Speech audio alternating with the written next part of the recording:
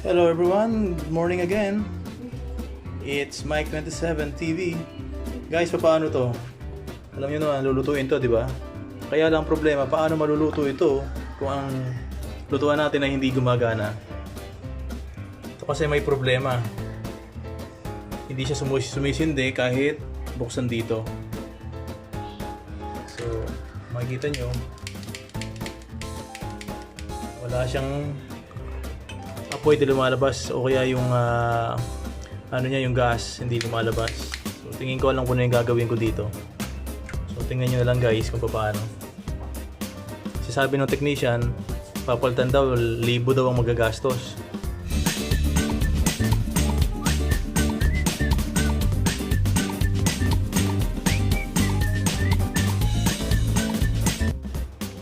Sabi ko, sige, chichikin ko muna kung may magagawa pa paraan.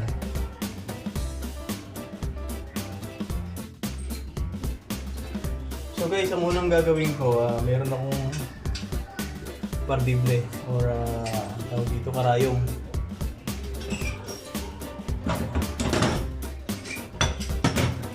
Tingin ko, barado rito kasi minsan pag umaapaw or may mga tutong, hindi nalilinis ng ayos, minsan bumabara yung mga dumi-dumi sa butas. Makikita niya may mga butas yan.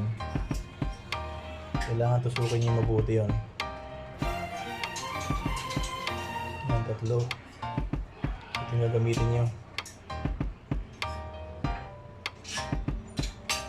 Tingin ko, yun nga yung problema kasi kanina pinakinggan ko, binubuksan ko yung gas, walang lumalabas na, walang sumisingaw, lumalabas na gas dito. Yung dalawa, okay naman itong dalawa na to. So ito lang yung problema.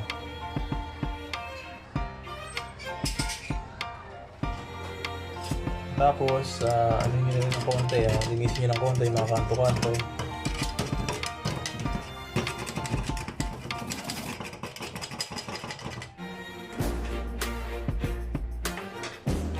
Tingin ko tanggal na yung barado niya.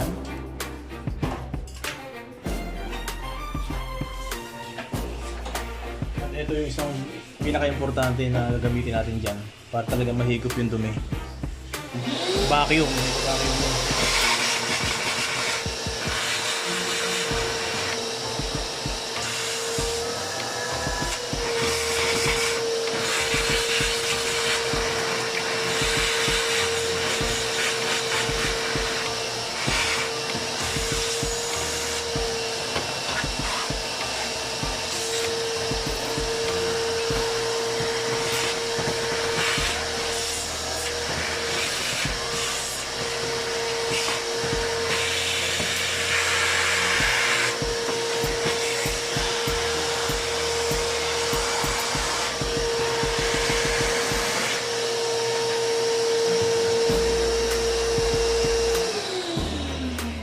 Guys, tingin ko okay na yan.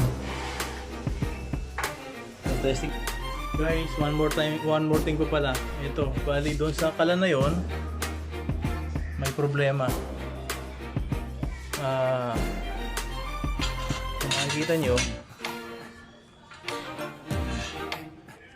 ano siya, naputol. May putol siya.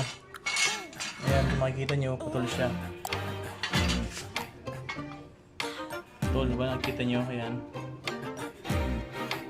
So tatry kong welding ito, ihinang. So yan, tapos ito pa yung isa. Nakikita nyo? Tingnan natin kung kakapit yung welding ito dito.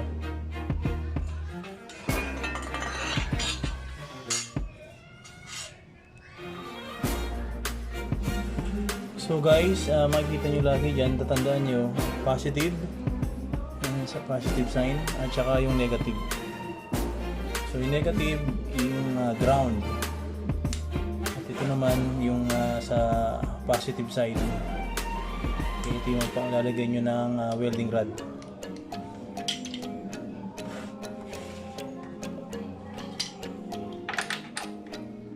Madali lang ang paggamit ng portable na welding machine. Tapos bali pag mag-umpisa muna kayo sa mababang amperes.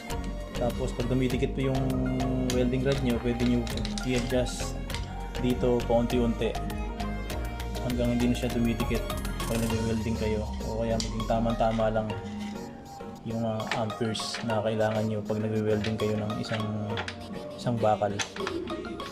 Kung narinig nyo yung click, yun na yun. So positive, negative, double check nyo mabuti.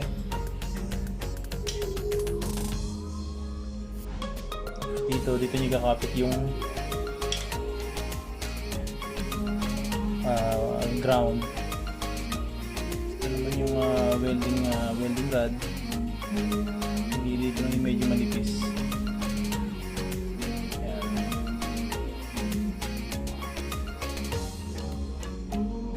So guys, huwag nyong kakalimutan, laging safety. Ito yung mask yung ginagamit pag magwe-welding ka.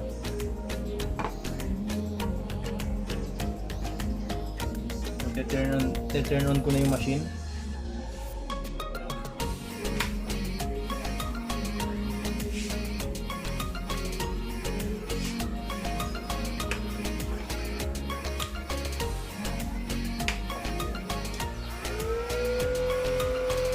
Makikita nyo guys, nag-uumpisa siya sa 32 amperes. Okay.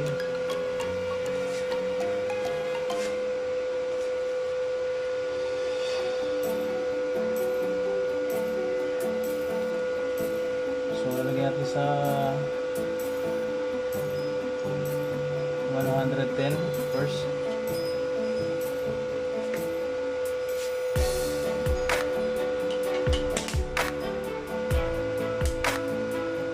Nadikit pa, so taasan natin hanggang 120, 125 kasi makapal naman itong bakal.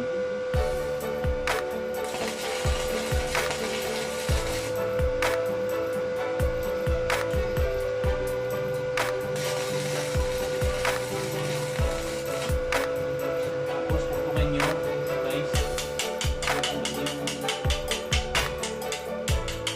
yung pulpura, yung mga residue.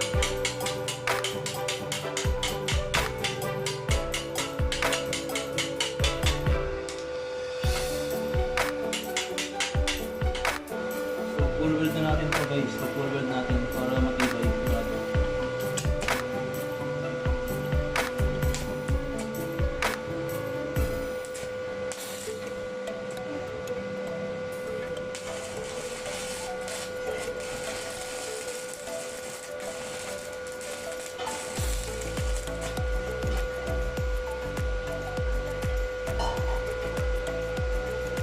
Ulit natin.